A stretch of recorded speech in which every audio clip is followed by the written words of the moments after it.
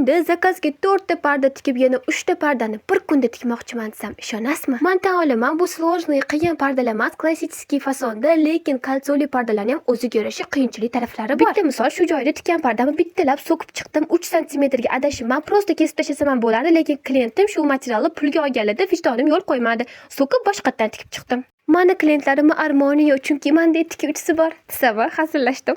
Ozgina charchab qolsam, qizlarimni chaqirib, menga shunaqa energiya berib ketishadi, motivatsiya olaman. Klientim shoshilinchmas, bemalol tikavering dedilar. Ichimda sizga shoshilinchmas, lekin menga shoshilinch, chunki boshqa zakazlarim ham bor deb tez tikib berganimni o'zim ham bilmay qoldim. Pardalar ko'pligidan adashib ketmasligim uchun 1-2 uchar qilib ularni nomerlab oldim. Uyda tikuvchilik qilganim uchun uxlashdan oldin 4 soat uyqumdan kechib, mana shunaqa kalsolarni ham chiroyli qilib bitirib oldim. Sizlar hozir 1 minutlik videoda ko'ryapsizlar, lekin bu kalsolarni shaqqillatib joyiga joylagunimcha barmoqlarim ham shaqqillab qoldi. Glavnisi pardalar tez, chiroyli va zo'r bo'lgani uchun klientimga yoqdi. Tayyor pardalar bu videoga sig'madi. Keyingi videoda qo'yaman. Yoqqan bo'lsa like bosishni va podpiska bo'lishni unutmang, millionerkalarim.